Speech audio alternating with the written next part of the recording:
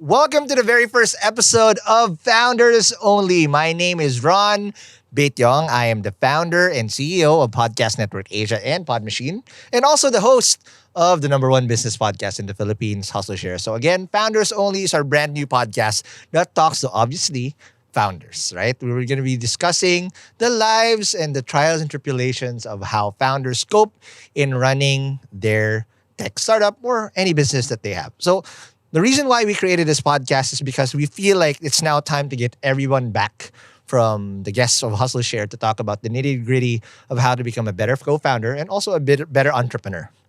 Now, for our very first guest, he's a very good friend of mine. I've had him before on Hustleshare, and his name is Mr. Dexter Ligot-Gordon, formerly of Kalibrr, so co-founder of Kalibrr, but now the CEO and founder of Swarm, where we're going to be talking about how to split equity with co-founders.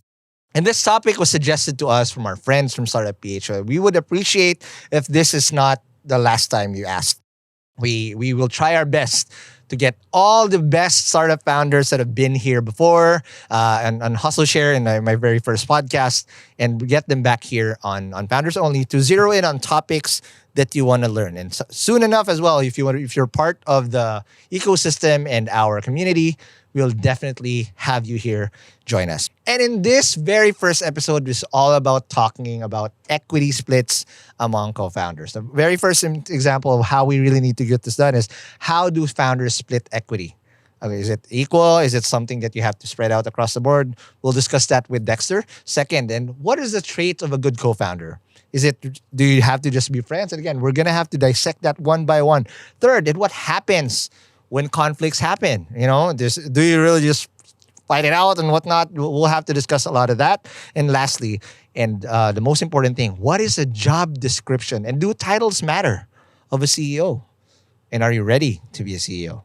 And we're going to find out in a bit. And stick around, because we're going to have to find out only here on Founders Only.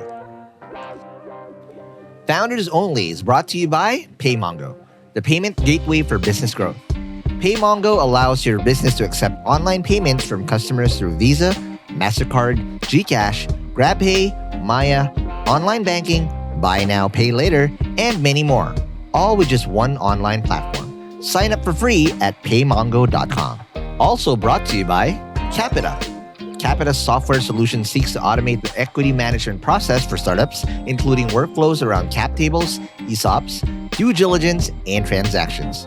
Sign up at Qapita.com to get started with your digital cap table, ESOP, award granting, and all things equity. Free for companies with under 25 stakeholders. And brought to you by GoTyme Bank. GoTyme Bank is owned by the Gokongwei Group, the same companies that brought you brands you love, like Cebu Pacific, Robinsons, True Value, Toys R Us, South Star Drug, and many more. GoTyme Bank makes next-level banking a breeze with its convenient account opening process. It takes less than 5 minutes to get started via the app. Plus, get your GoTyme Bank Visa card at one of their kiosks for free. Download the GoTyme Bank app today and experience the next level of banking. You may visit www.gotymebank.com.ph for more details. And SeekCap. SeekCap is a lending platform powered by UBX Philippines. With SeekCap, you can easily apply for a loan from 5,000 pesos up to 1 million pesos from the comfort of your home nationwide. Visit www.seekcap.ph, sign up, and apply for a loan now. That's www.seekcap.ph. Take your business to new heights by seeking capital with SeekCap. Welcome to the very first episode of Founders Only. Finally, we got this done. Man, it's been 3 attempts to get this baby out. But again, we've been talking about this episode for the longest time. And I'm finally glad we're done and we're here to finally make this happen. So without further ado, let's welcome to the show Mr. Dexter Ligot-Gordon of Swarm. Whoop, whoop. I'm super flattered to be here. Thanks for having me on. Founders Only, baby. I'm still used to saying just Hustleshare. I know. But now this is Founders Only. So again, I'm not going to ask the $1 million question, Hustleshare and whatnot. We go straight to the jugular here. But the last time you were here, or the last time I had you in the pod, was you were still with Kalibrr, Yeah. right? And we go straight to the jugular. The topic of what we're going to be discussing now is all about splitting equities and how to become a good co-founder, the traits and all that. Right. But give us a rundown first of the last time you were here, because back then, by the way, if you want to listen to how Dexter started his startup journey before Swarm, he was the co-founder of Kalibrr. You can. It's going to be in the link in the description below. It's going to be here if you check it out. The hustle behind Kalibrr. But ever since Kalibrr, dude, how's it been? What was the update for you? Oh, it's been whirlwind. I think Kalibrr was really about us getting started in the Philippines, proving that startups can be done here with a global perspective. I think my personal mission statement with Swarm is building a global company first from the Philippines. For the longest time, Filipino talent has been drained from the Philippines. Yep. Now I think we can lead as a talent hub, Yep. as a founder hub. And I think that's the exciting part. So Swarm's a community for product leaders to build relationships Yeah. and open doors for each other to get fractional engineering projects and design projects. Got it. So we build relationships and then we enable people to transact. That's amazing. Now, again, $1 million question, because I've always wanted to ask you. I never actually got to ask you this. Yeah. There's only a few people that I've seen really hustle, go to near-death experiences in Kalibrr, had to let go of so many people, not once, but several times. But I thought it was something that you guys would be doing. And then when I caught up with you, you told me that you had your own startup. Yeah. Walk me through that process of having to talk to Paul and Sanuk and say, yo, I want to just, again, if there's one thing that I admire about how you did it, you guys are still bros for life. Right? Yeah. How did you leave as a co-founder literally? Because by the way, he was the COO of Kalibrr. He's in charge of products. So if you're an applicant and you're doing an amazing job, or if you're a startup, you're doing an amazing time recruiting people, it's all because of this guy. But walk me through that process. So there's a few things. Kalibrr as a business was focused on domestic employment in local companies in the Indonesia and the Philippines. So when the pandemic hit, at the beginning of the pandemic, every single company stopped hiring, right? Yeah. So the right move for us was to not focus on growth, but to focus on sustainability. Retention. So we had enough cash flow from existing clients. And then we had also Paul had lined up some partnerships to generate cash flow through services. So, responding to the global need for remote workers in the Philippines. Yes. So, what made the most sense, even though it was, I mourned, Paul mourned, Sanuk mourned, a lot of the team members mourned. Sustainability was really about not focusing on new product development and focusing on customer retention. That was the right move. I was in charge of products. So, when in Titanic, when Jack kind of let go, and so that way Rose could just go to the lifeboats. I was Jack. Oh my God, you were Jack. It was fine. It was okay. But the thing is, shit, I didn't know this. The type of I volunteered to jump off. Okay. At the same time, however, the thing that kind of stalled Kalibrr's growth domestically was also creating an opportunity for remote and for fractional work. So it was, I saw it as the closing of one chapter and the starting of a new one. Kalibrr is more profitable now than it has ever been. Yep. So it's kind of hit its market stride. So I think net as a business, we're able to get Kalibrr up in the green, in the black and the green. Yep. And start a new chapter focusing on kind of like where the future of work is going. Wow. And that just takes so much courage and humility to say, yo, you guys, you have to cut the arm to save the rest of the body. But at that point, so walk me through the conversation, because there needs to be a great foundational base here. Yeah. With co-founders having that conversation, say, you know what? Yo, I know we're sustainability now. We can't be on offense, but we need to be able to do that. What was that from an emotional standpoint? As humans, because people always see it as leaders. People like, guys, they got this. This is easy. But as founders, that's why we made this podcast, Founders Only, to talk about the human aspect of how difficult decisions are made. What was that like for you? Well, I think that the unique thing about Kalibrr was that there was more than just the business at stake when we were building the company. We felt like we had something to prove that a Valley-funded startup could thrive in the Philippines. So it's kind of like, we felt like we were carrying the Filipino flag, and we like fought like hell to make sure that we wouldn't drop it. No. First YC company from the Philippines, by the way.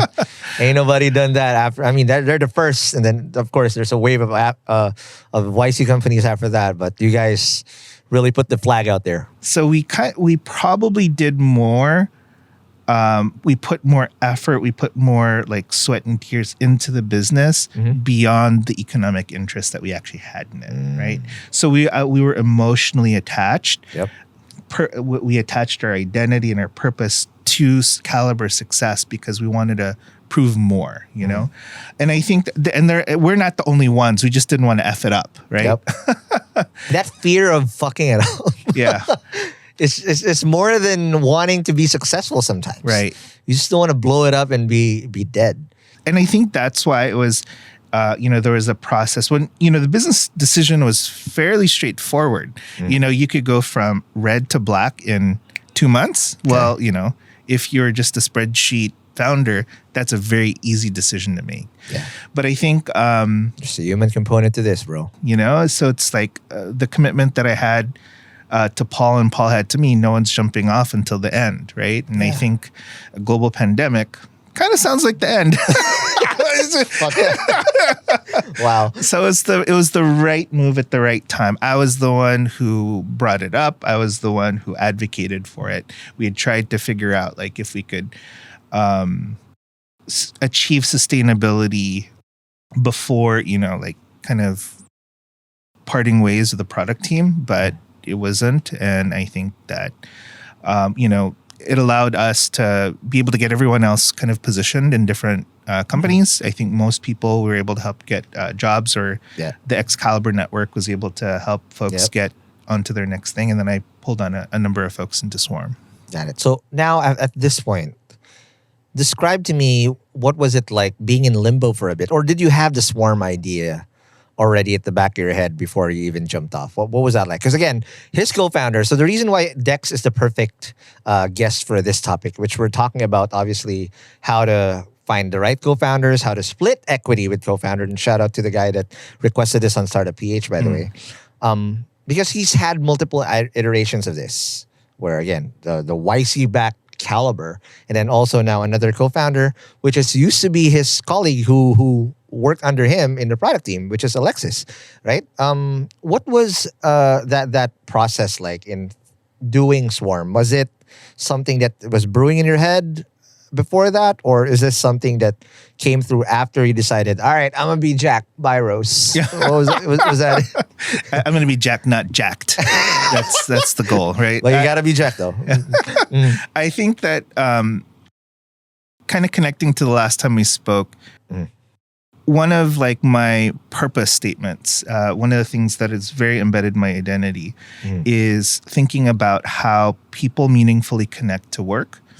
3 generations of my family left the Philippines to find work. My grandfather is a seaman. My mom immigrated to the U.S. I was the only one who came back.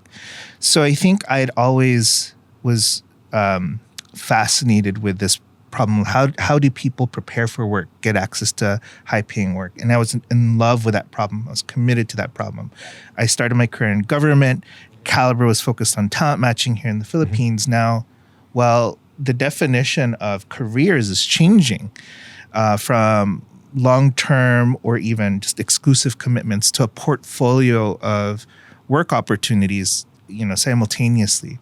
So I think that as I was working through how Kalibrr was navigating the pandemic, it came up that, wait, the labor market's fundamentally changing, And it presented both a new set of problems and a set of opportunities. And I decided to focus on enabling these portfolio careers, these fractional careers.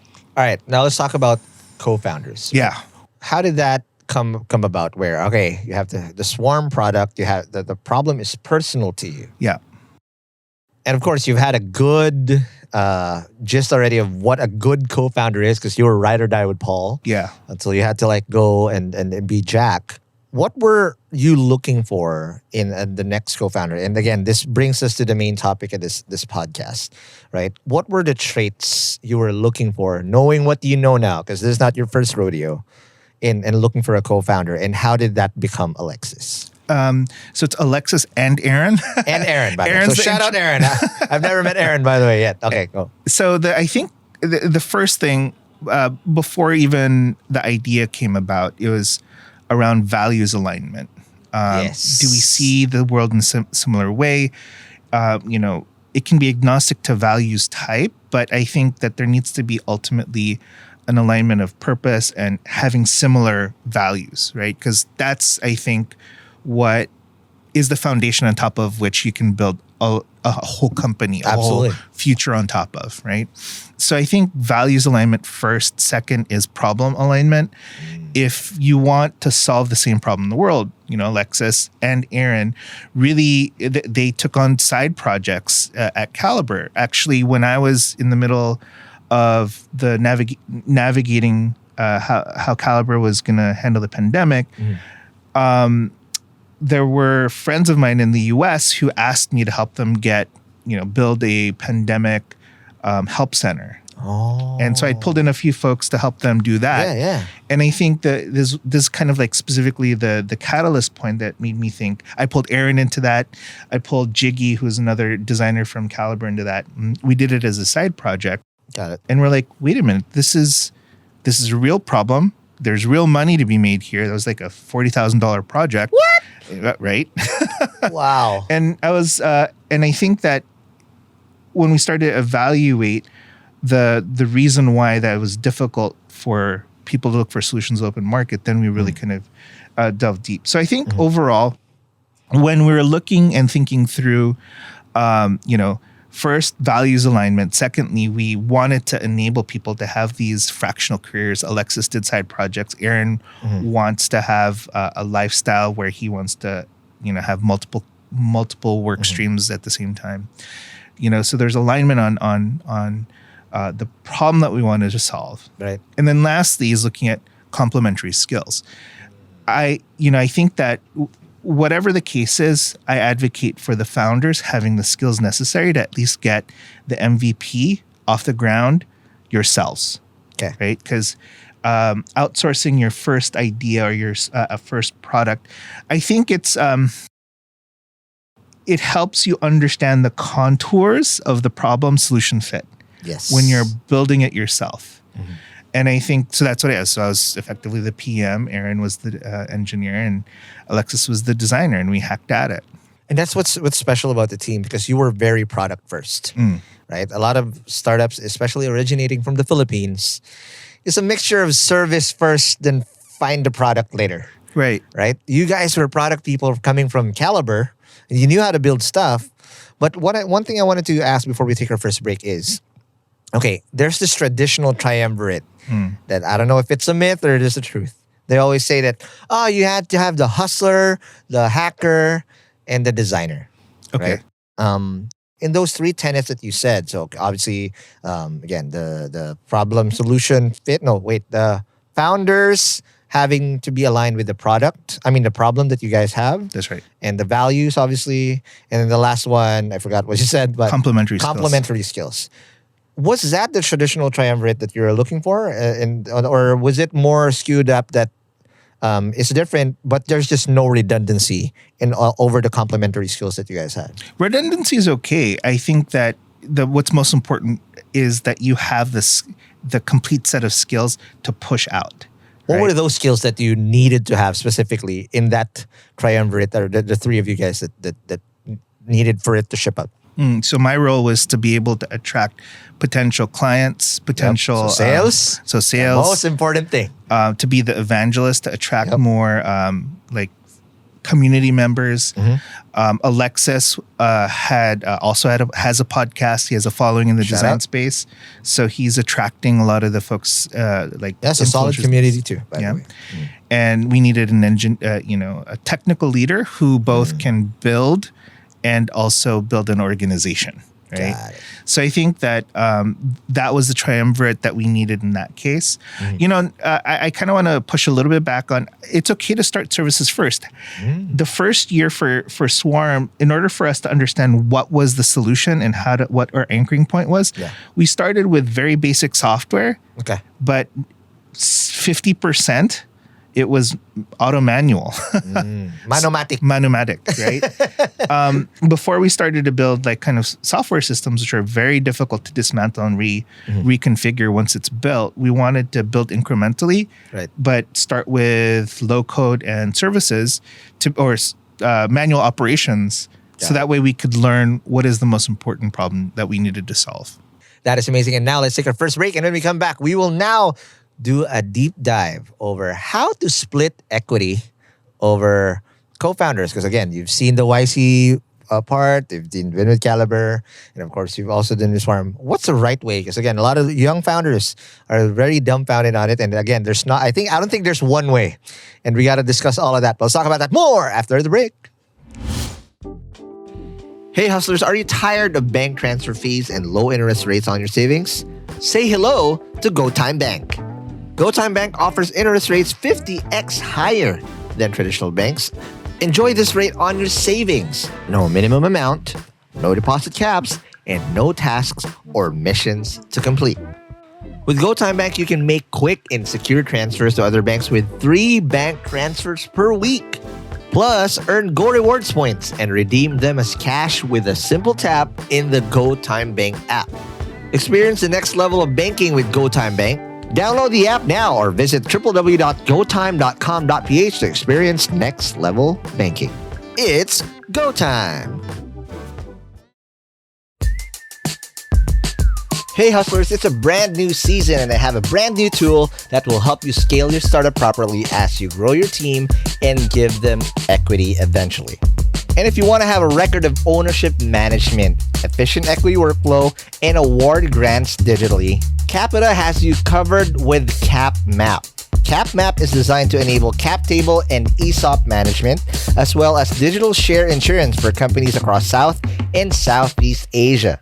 Also, Qapita provides ESOP advisory services for you to set up your plan and engage your employees through equity awards. And trust me, this is a boon because as you grow your team, you want to give their best people a piece of the company that they're hustling for. Investing shares and giving ESOP is not easy if you don't have a product like this. So please do check it out and sign up now at Qapita.com with a Q. Again, that's Qapita.com with a Q. And it's free for companies that have under 25 stakeholders. Get ready to experience the power of seamless equity workflow management today.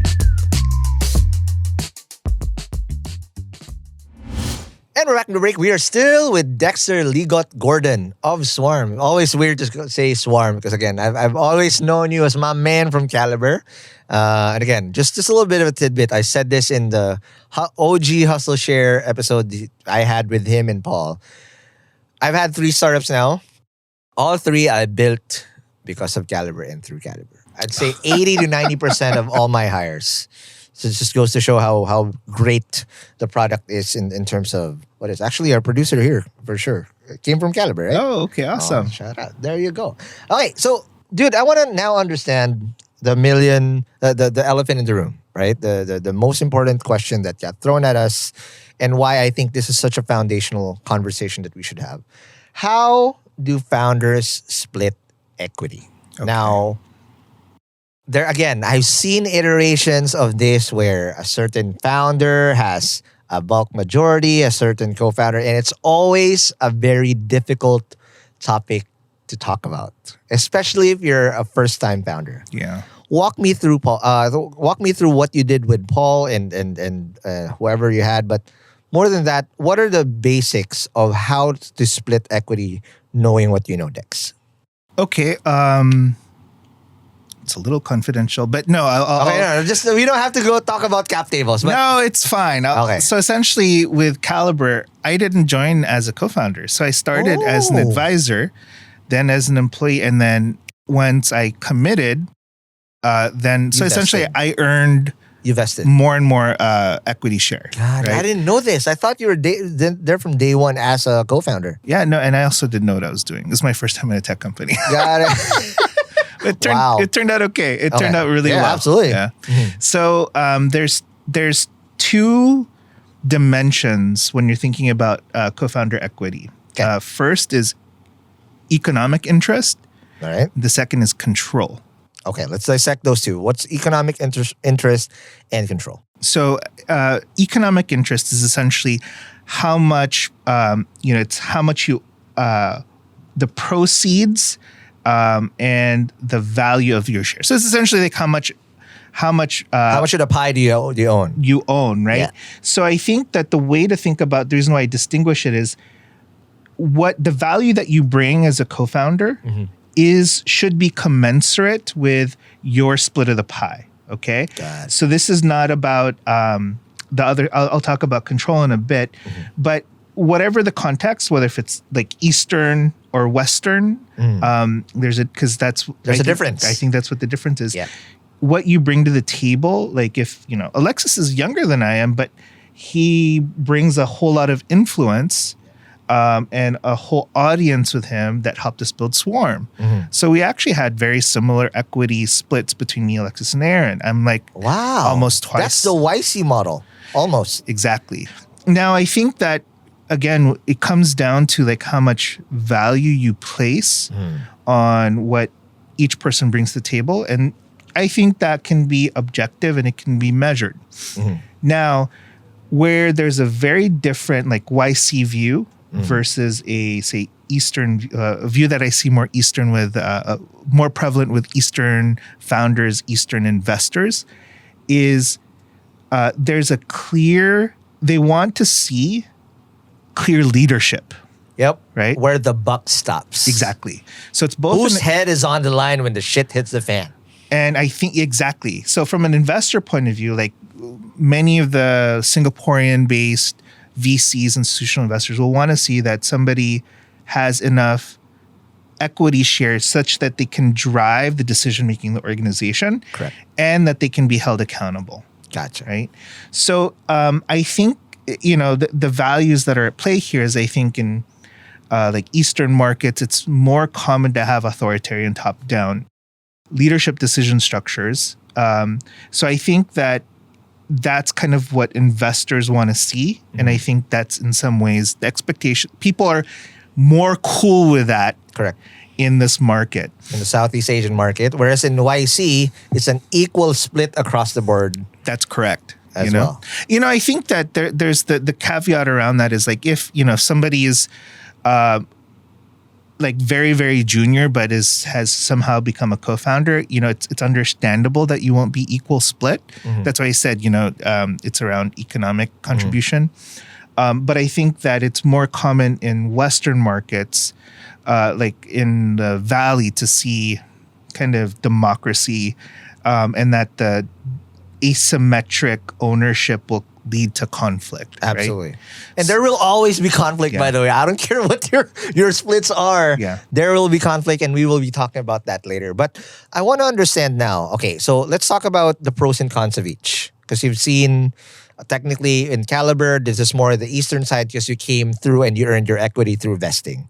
So again, for those people who don't know, vesting is basically the process of you earning shares or shares of stock for you to be able to have equity in the company. Right. That is done through tenure, obviously, and in great work. That needs to happen both.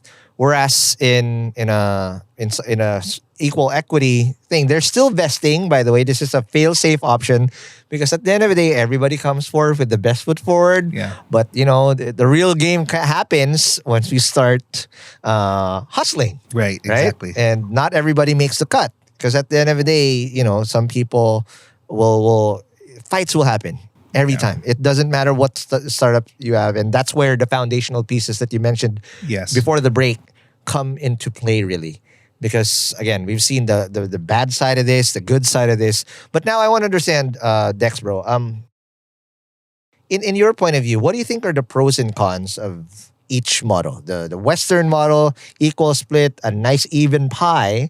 And then you have this Southeast Asian or Asian model where there's a main dude. And that's where the guillotine hangs. Yeah. It comes down to the values of the founding team themselves, right? Okay.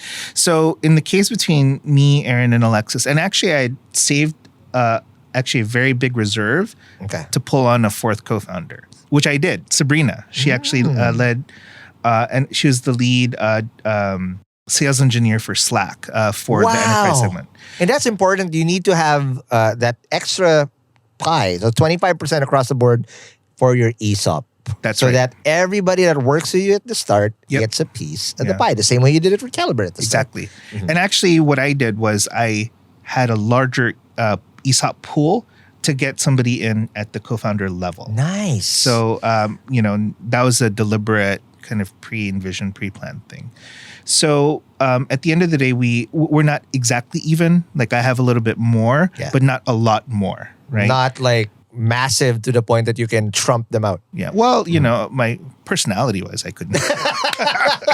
They're both afraid of me. When I can be scary when I need to be. It's the gray hair, man. That's it. And I think that I say that jokingly, but I was their former, boss. Their, I think that if I have clear leadership, so the control issues, it wasn't there. I listen to them; they feel valued by me and validated, but they know that when it comes time to make a decision and there's like differences of opinion, they will defer to me to make that decision. And ultimately, they know I will be accountable for that. My ass is on the line for that. So that's kind of like the give and take for leadership. So I think for us, I wanted to motivate them enough to feel equally to feel that they had equal ownership over this endeavor as me. But also I do know in the circumstances between us that when conflict happens, they will defer to me. When a split decision needs to be made, when a conflict or disagreement is to be had. And we'll discuss how you guys battle that. But let's talk about the elephant in the room. How and when do you negotiate this? Because you can only do this once. Right. And typically this happens at the very, very early stages. Yeah. And it's a mess when you're going to have to juggle things around and you're going to have to take equity from someone and whatnot. Of course, there's vesting, but it's still not easy. We're going to have to take somebody's shares back, right? Yeah. How does one, say, fresh startup, just like, hey, let's do it.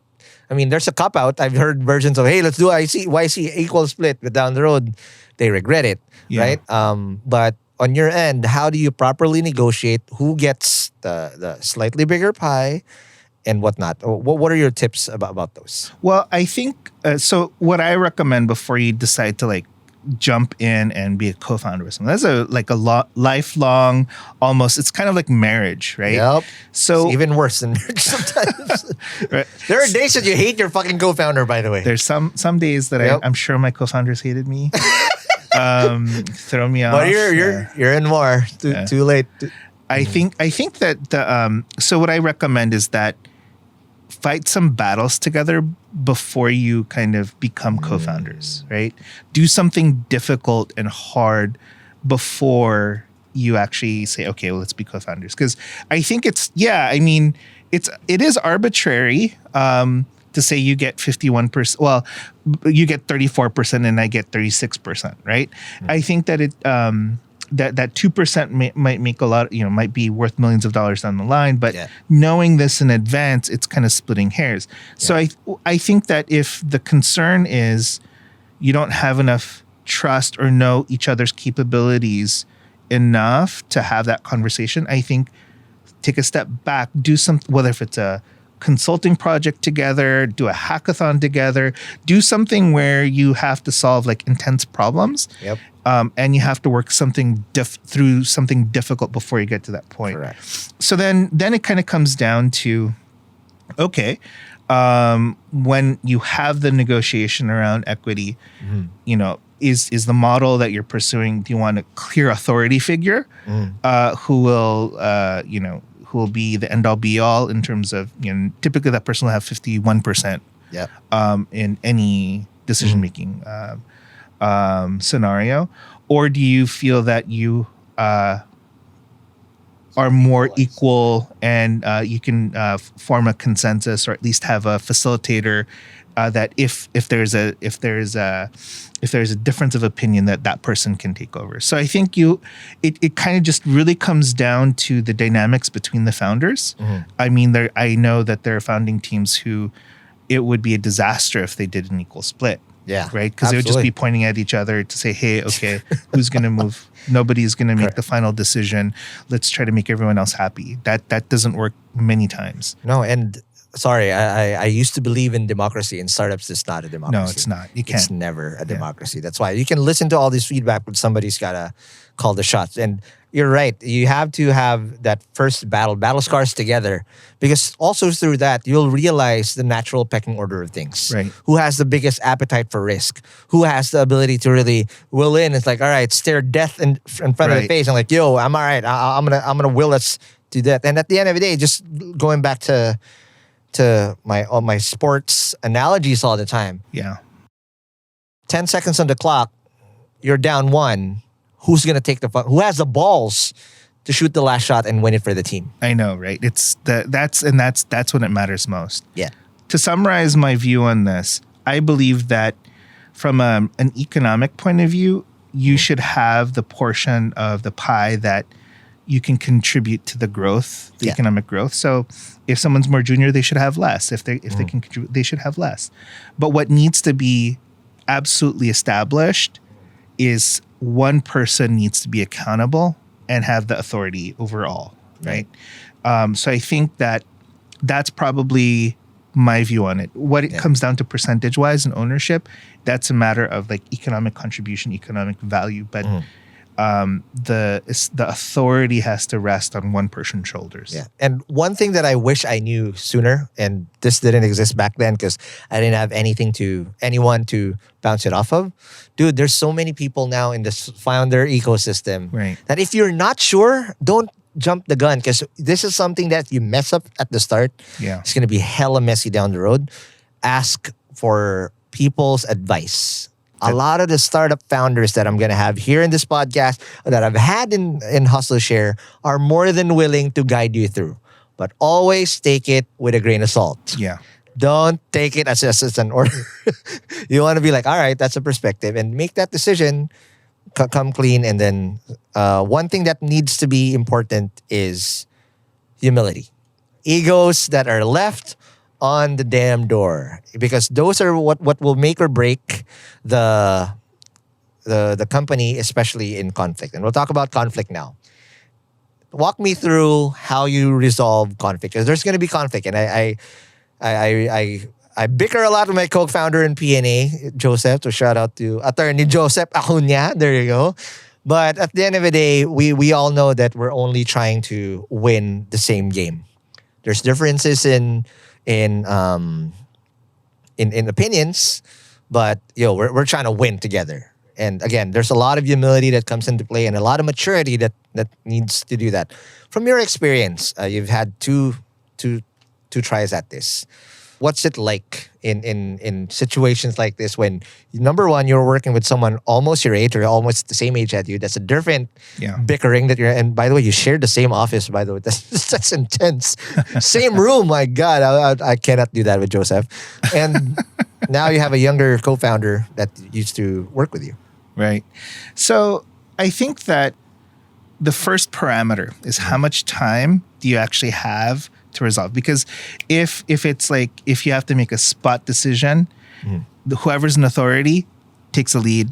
Shoot the shot. Based on information you have, you just decide go. And like I've been in situations where we had 1 month runway. It's not a discussion. Like wartime CEO right Yeah. there. Like Paul and I, in the case of Kalibrr, and then like in the case of Swarm, no, we have to go this way. Yeah. I'll be accountable and responsible for this. Trust me, and I will be. My ass is on the line on this.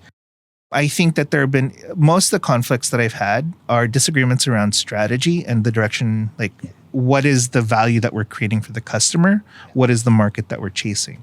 So I think that while I think those are actually critical and healthy, I allow space for a certain level of exploration and being able to hear multiple perspectives, and most importantly, to experiment. Let me kind of delve into a little bit about my philosophy on how to make decisions like this. Okay. I think that when you're thinking through an uncertain situation, I am a problem-centric person, right? I don't care what the solution is going to be. Okay. What I care about is are we appropriately pegging our thought process and our resources to solve a specific problem. Got it. Right? As opposed to a solution orientation where typically you'll find people advocate for a specific direction. I think that's an anti-pattern, right? Got it. Because, the circumstances will always change where you'll have to switch your tech stack, your business strategy, your go-to-market. But if you're very invested in a very specific solution, then, you have your blinders on. You have your blinders on. The underlying circumstances, situations will go out. So I allow some space for exploration to figure out, well, what are the options and the adjacencies to solve the core problem? Even in the space where I'm in, the freelancer problem and enabling people to have fractional careers, there's like 1,000 different angles you can cut that. Yeah. But I had to figure out which is the first problem that we're going to solve. We're solving the working alone problem, which allows us to build on top of, that network of trust. Yeah. So I think that the step one is like, how much time do you have? Right. If you don't have time, then you make a decision based on what you have. If you have time, then I allow for exploration, and I squash advocacy. I don't allow people to advocate, but I do want people to experiment. Gotcha. And then based on information, then I'll say, okay, and this And you can be wrong still. I could, But you live and die with that. Yeah, but like, in the last, like, say 3 months for Swarm, we were doing intensive experimentation. Okay. I actually put my foot down in the direction that we're headed, and there were different people who wanted to go different directions. And that's okay because we learn from each of the different angles, but I had to say, no, this is the problem that we're solving first. And generally folks said, okay, we trust that, let's go with that. And then we'll probably tackle the adjacencies later. So I think like what I'm trying to say here is that you have to have an opportunity to hear multiple perspectives, but at the end of the day, it's one person's call. Got it. Again, this is where the buck stops. But last question before we take our last break. What if you have hit an impasse where it's a stalemate? Because we do this sometimes. And again, it's typically, it's rare, but there are stalemates that happen. And right. For us, I copied what I learned from Amazon. It's the disagree and commit rule. Yes. So it's like, all right, we're at an impasse. We can't agree. There are times where you just, all right, let's agree to disagree. Whatever, it's not going to kill us. There's no decision to make anyway. Right. But if there's an elephant in the room and you got to make that decision, and we're completely in polar opposites, right? Someone's going to be able to call the shots, and it doesn't have to be me all the time. But someone has to pull the card and say, "Yo, I need you to disagree with me, but I need you to commit." Yes, exactly. My ass is on the line. Right.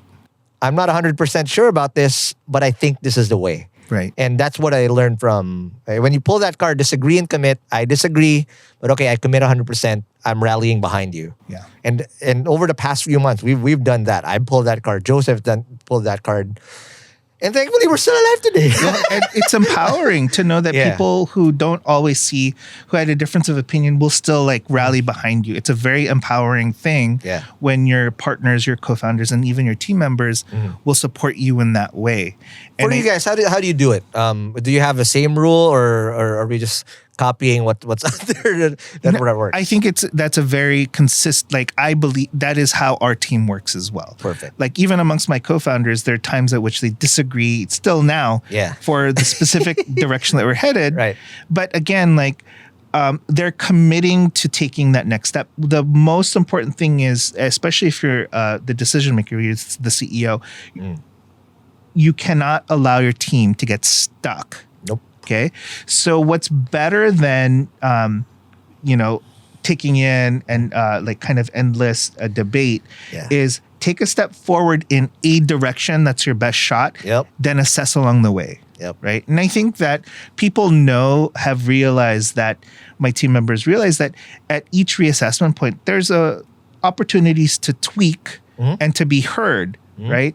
But you can't get stuck. If you get stuck at the starting point, you're dead. You're going to run out of runway. You're going to, your competition's going to take over. You won't kind of get traction. Yeah. Correct. And you get stuck in the quicksand. All right. So let's take our last break. And when we come back, we will now talk about, again, the further nitty-gritty titles. We'll be talking about titles because people love titles now. I'm the CEO, whatever. We're talking about all these titles. Yeah. And of course, we will now pick our top 5. It's a brand new format that I love doing. We're going to be giving our peers flowers in the industry. But let's talk about that more after the break.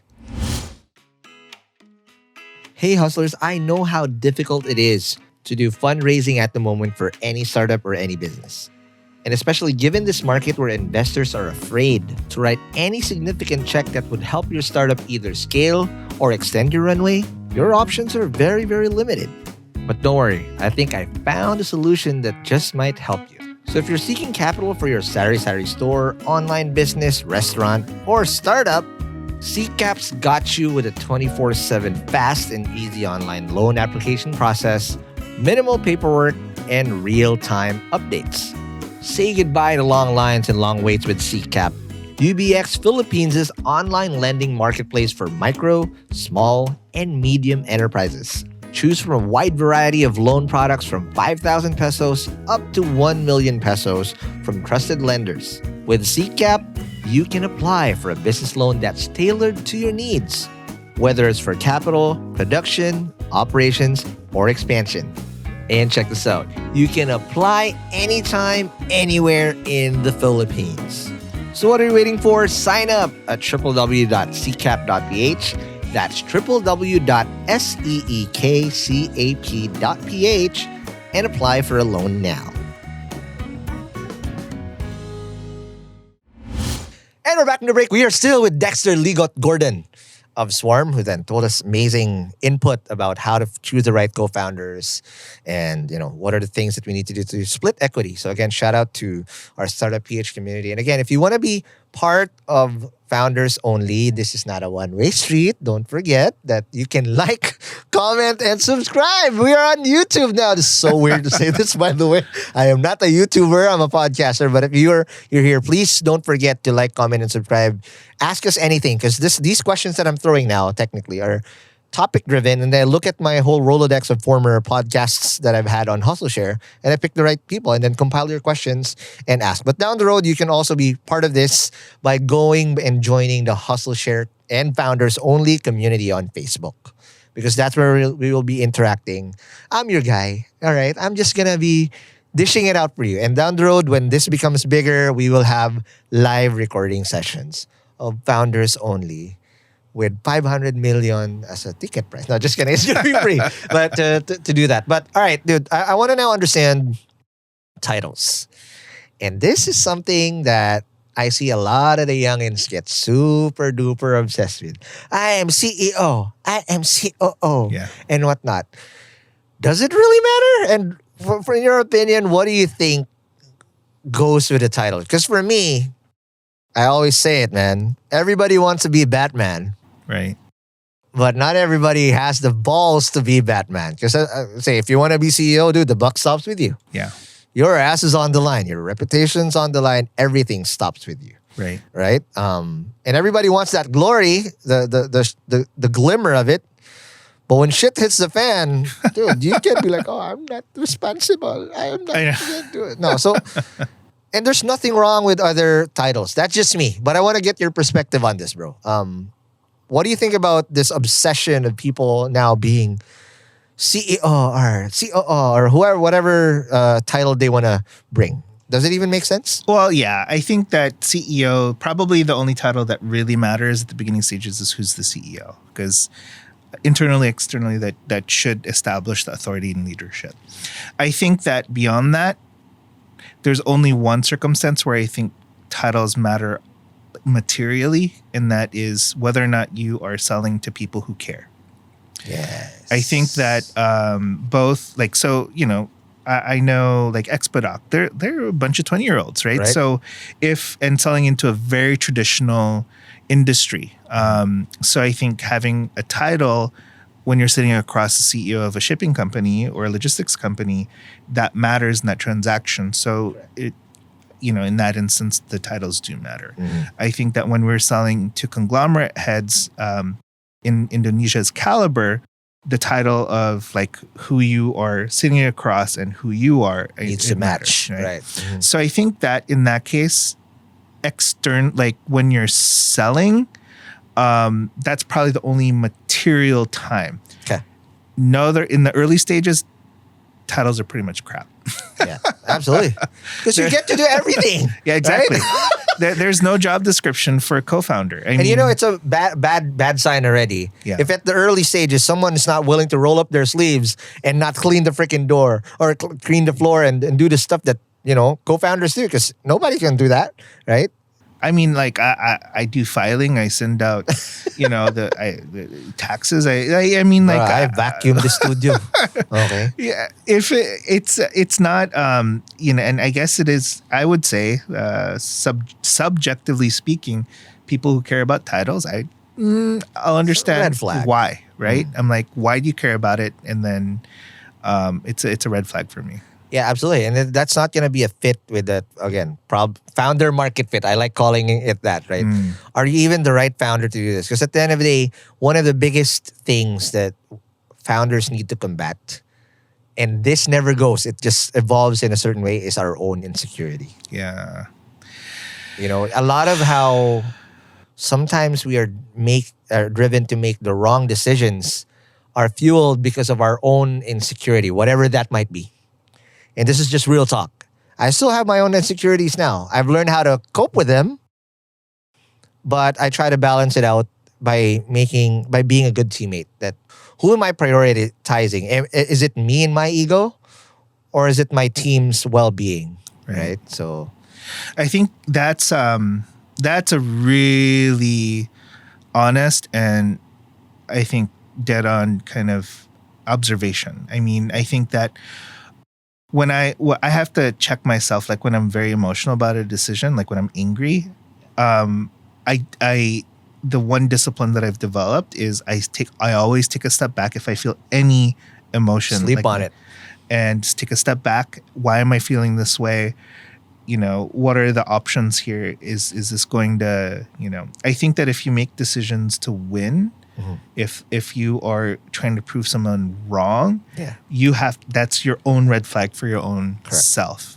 And I think those are the worst decisions I've ever made. Yeah. Where my ego's at threat when I'm trying to win, when I'm trying to, like to your point, I mean, that's where humility comes in. Humility is kind of like what gives you stability. And to say, like, am I looking at the situation from all angles rather than from my emotional state? Absolutely. And guys, just to double down on the titles, right? A CEO in a startup is a different. Actually, a founder in a startup and a CEO are two different jobs. And we'll talk about this in a different founders only episode. What's the difference between a CEO and a founder? At the start, you're really just a founder. But if you're going to be labeling yourself CEO, founder, there's three jobs that will be constant. I don't care what your startup is doing. Number one, you need to make sure you have enough resources, whether it's funding, whether it's sales, whatever. You need to have gas in the damn tank. Right. Number two, you need to set the North Star. Where the hell are we going? Exactly. Right? You're going to be the oar, you're going to be the rudder, whatever the hell that be. You're leading this team to a direction that only you can see. You're the visionary. And lastly, two more, my bad. Number three, you need to get the right people in the damn boat. Who are you going with? Because you can't do this alone. There's no such thing as solopreneur in a startup life. And the best teams that go far are the ones that have a good co-founding team. Because if you want to go fast, go alone. If you want to go far, go together. And lastly, this is the constant job. I don't care what size your company is. You are chief obstacle remover. That's great. I don't care what y'all doing. But if somebody's stuck somewhere, whether it's just a freaking intern and it affects your bottom line, you gotta go down and zoom in and remove that. That's you as founder, CEO of a startup. That is the job description. Exactly. Now, if you're not willing to do that, take a step back. Yeah. Do you really want to be a founder, CEO? Because at the end of the day, there's nothing wrong by being Robin. Yeah. There are startups that thrive in the Philippines and overseas. Yeah. Not because they have a great CEO. It's because they have an amazing Robin. They have an amazing guy that's willing to cover for the weakness of their CEO and everyone else we had. The glue person.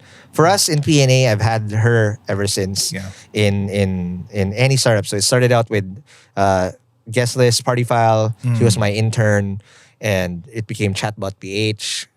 She was my head of operations. Now, she's still our head of operations. Her name is Ivy Barnachea. I cannot do any startup. Yeah, I look good because I have Ivy behind me every single time. But flowers to you. You are the real MVP because I'm heavily flawed. I can run, but dude, I'll leave a lot of crap along the way, and Ivy keeps me in tow in that point. I've been Robin for most of my career. I was chief of staff for a politician before I jumped into tech. I was the number 2 at Kalibrr. So my job description is being, there's the head and then there's the neck. I was always the neck. What's it like to become a good Robin? Because again, you don't have to be CEO. Right. It's equally as important. But what's a good Robin like? So I think that let me tell. Precondition. When I was at Kalibrr, even though Paul and I had disagreements at times, major ones at some points, no one ever knew when we disagreed, right? And I think that that's incredibly important because that gap, that 1-inch gap between number 1 and number 2, will turn into a chasm in the organization. Absolutely. And it gives space for politics to happen, advocacy for one direction or another. So the kind of baseline commitment that a number 2 has to make in an organization is there's absolutely no space between 1 or 2 publicly.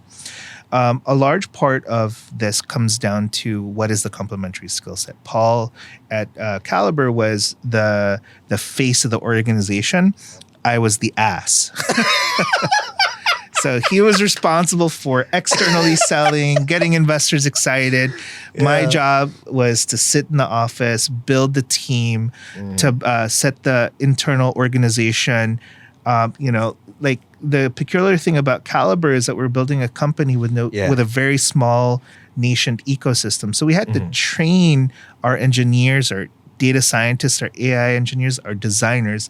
So a large part of my job was building the systems to both mentor and get the training needed to take high potential people into somebody who can be contribute as an IC, eventually become a people lead or senior IC. So I was responsible for building the organization primarily and enabling those who can actually build the product. Correct.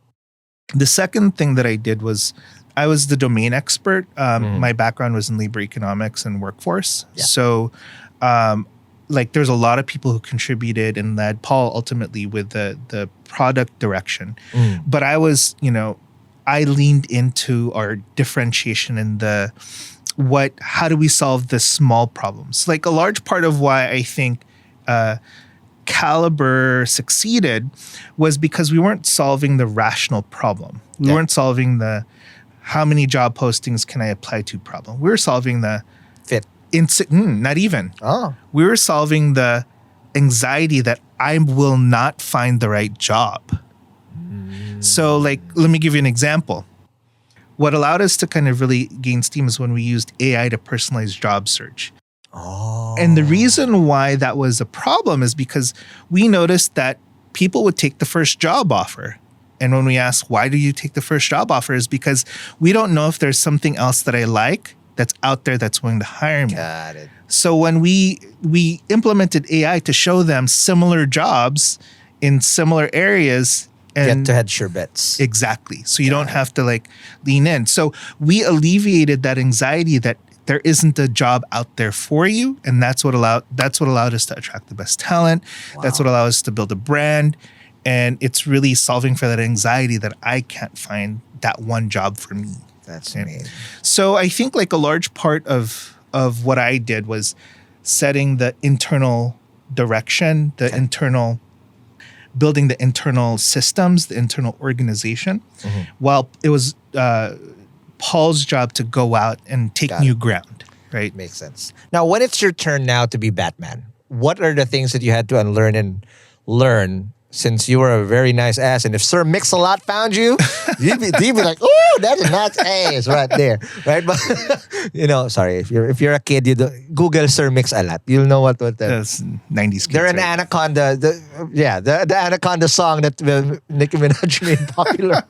That was a sample. But basically, what are those things that carried over when you are now the head?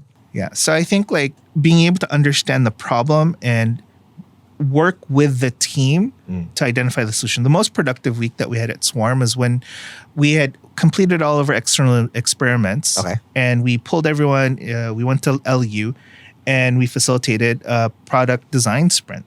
Wow. And that was this is when we laid out the guts for what our app needs to be, Nice. who our target market is, what problems, how we're going to commercialize our business model. That is me at my best, is when we already have the data, we already have the and it's clear market. what you need to do. And to orchestrate and just to design and facilitate and to take the best of one idea and to challenge another and to kind of iterate in parallel. That's me at my best. And I think I developed that at Kalibrr. I brought that into Swarm. It's how we facilitate problem solving, right? The thing that I had to do now I needed to, graduate from the ass to the face. Yeah, I had to be the spokesperson. I have to go on podcasts. Right. I have to, be the evangelist, right? My job before was like I was very introverted. I stayed in the office. Literally, my office was in the broom closet. Now I have to spend most of my time, shaking hands, smiling at people, making them laugh. I don't know. Doing an amazing job, by the way. From a nice ass to a nice face. You're doing hella well. Yeah. So it's. I think that the that part I hadn't exercised those muscles in a very long time, and I think I'm actually enjoying it. I think it's that's the thing that I had to the biggest transition I had to make. All right, that's amazing. All right, now it's time to give flowers. This is the most exciting thing that I wanted to do here on Founders Only, because again, in Hustleshare, we've technically given flowers to all our guests before. And somehow, some way, sometimes we always give flowers to our peers. But in my opinion, the best validation you can get as a startup founder are always going to come from your fellow startup founder. And for every single episode we're going to be doing here on Founders Only, we will be doing your top 5. Top 5 what? Who do you think, aside from yourself and the people that you've worked with, who do you think are the top 5 founders in this country, or again, whoever you work with, and why? All right, let's start with your number 1 or number 5 first, if you want to go. Okay. Oh, I didn't rank them. Okay. So in no particular order for Dexter. So don't think if you're number 5 that you're number 5 on his list. But who are the 5 that made the cut and why? Okay. I'll go with folks who might not actually be very well known. I'll go with Mel Nava from One Export. Ooh, she is very well known. And what up, Mel? And Mel, I think, is the ultimate hustler. She opens markets. She's not benchmarking against others. She's benchmarking against herself. Yeah. And she's crazy. She's She's kicking down doors. She's doing well in terms of her revenue. She's like, is this good? I'm like, are you freaking kidding me? That's great. Bro. And so I think she has the energy to build the relationships, to knock down the doors when she faces an obstacle or disappointment. It doesn't face her. She's on to the next. And she's humble. Yeah. Humble and hungry, which is a good mix all the time. And dude, just to give context to how Mel does it. Dude, she goes on a 2-week stretch in the US, and I've done a week and I'm freaking fried. She does this every other month, and she just like, woo. I don't. She doesn't get jet lag. I don't know how she does it. She's a robot. So I think like just hustle and grit and fearlessness. I think Mel's like the first person I want to mention. Okay.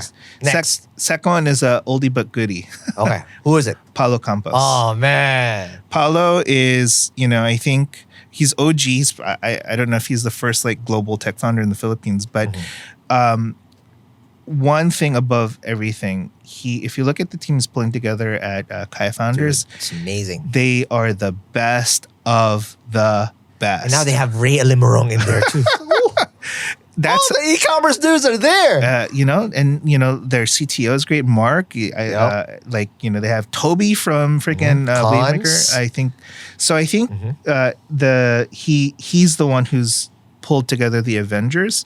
Man. And I think that when you can pull together just amazing minds who are values aligned, you can solve any problem, break any barrier down. Yeah. It doesn't matter what you're facing, you can tear it down. Got it. Next. Third, I would say Ron Hose from Coins. Not me. Okay. When you say Ron, that's why I go Ronster. The OG Ron is Ron Hose. Okay. Yeah. So I go by Ronster in the startup ecosystem. Okay.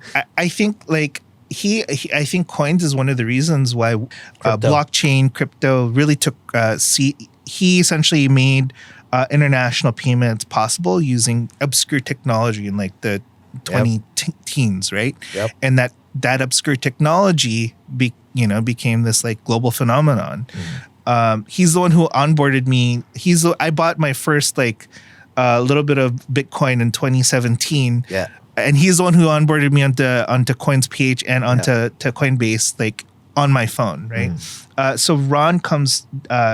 We knew of him by reputation. He worked at like Eric Schmidt's like family office or fund before. But he scraped eBay when he was younger. By the way, those 3 so far, I'm 3 out of 3. Yeah. They've all had them on Hustleshare. So don't worry, it's going to be in the episode description. We will add the links if you want to find out all these. So far, the 3 that Dexter is doing, they've had them all on Hustleshare. So if you want to understand how they did their hustles, they can check them out. Nice. Yeah. I feel happy that I've had 3 out of 3 so far. Okay. I think so. Just to like, Ron is a technical genius. He's been able to be ahead of the curve, and he just knows how to work a problem. Yeah.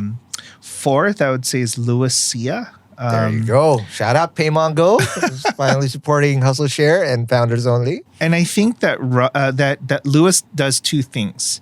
He scouts the unlikely talent. Dude, the fact that he got Jojo to lead PayMongo, it's just like, I didn't see that coming at all. Out of nowhere. I mean, like he really knows how to scout talent, convince it, but he also understands what the market opportunity is. So I remember when, like him and his crew were first starting to talk about PayMongo, and I was like, oh my gosh. They saw the need and the gap in the market before anyone else does. And they initially, I think they were doing payment links. They jumped on it, built it, and it, they're the quick follow on from Kalibrr to get an OIC. Yeah. I think Louis is just, he has a really good sense of what the investor markets are. He's scouting for some of the VCs globally. And I think he just really knows how to pick really good businesses, invest in the right people, and propel them forward. And he's created other startups and great founders already just because he pays it forward. So. Exactly, paying it forward. Amazing job. All right, who's your last one? Yourself. I think that why me? I shouldn't be a part of this. Next time, it shouldn't be. I shouldn't be part. Well, why the hell me? Okay. Longevity. I think you have been able to. It's really difficult to go from Nightlife. Well, no, just like building a company in the early days of this ecosystem to tell everyone stories, to rally everyone around a common vision, and to empower people along the way, right? That is a skill that empowers not just the few, but the many, right? And I think that the core skill that, you laid out the 5 aspects of what a CEO needs to do, but you have the one skill that every CEO needs, which is storytelling. If you're able to tell the story, you can get people to believe. If you get people to believe, you get them to do. And I think that that's the core skill for fundraising, for rallying your customer base, and for recruiting. Right. And I think that you are the master storyteller. That's why I say that Hustleshare and now this podcast or this show is the rite of passage for anyone who wants to be a founder in the region. And again, I just want to say a bookend. This is the last time I will allow anyone to nominate me. I'll take the one and only nomination. But I appreciate you, bro. Thank you so much. But again, invite people over. What if they want to work with you? Where do they go and how do they do that? And what's up next for Swarm? So Swarm, we're actually we've been on alpha for a bit of time. We're building our main app. We're launching it this summer. So I think that that's something nobody knows that. So I'm announcing here that we are Cat's finally out of the bag soon. So check us out at swarm.work and hit me up. I'm Dexter at swarm.work. And then you have a podcast too. Again, let's not just end here. If you want to go deep dive with Dex and Lex, where do they go and listening to it so they can learn the inner workings of your mind as well? So this is our Build in Public kind of show. Every week we just release a video about what's top of mind, Dex and Lex. So you can look us up, Dex and Lex on YouTube. There you go. Again, Dex, thank you very much. Before I let you follow us on whatever podcast app you're listening to. And again, like, comment, and subscribe. We're here on YouTube. You can now see me in the flesh and my ugly ass face. I'm an ass that looks like a face. That's how I look like. We did say some jargon and links that you need to find out. It's going to be in the description box, but also it's going to be on foundersonly.hustleshare.com. You can just check that out along with the video. All the references are going to be there. And if you want to be part of the community, we're going to be very active. It's going to be in the Hustleshare and Founders Only community on Facebook. We'd love to get your feedback because at the end of the day, you're going to tell us who those people are. And again, 5 out of 5. I'm surprised the top 5 are all former guests of Hustleshare before. So we'll have them here on Founders Only for damn sure. Again, Dex, thank you very much. Thank you. All right, and I'll see you guys in the next episode. Peace. Thank you so much for watching Hustleshare on YouTube. If you like this video, please don't forget to like, comment, and subscribe to this channel to get more content like this. And to get the full audio episodes of Hustleshare and Founders Only, subscribe to our podcasts at Spotify, Apple Podcasts, or wherever you get your podcasts.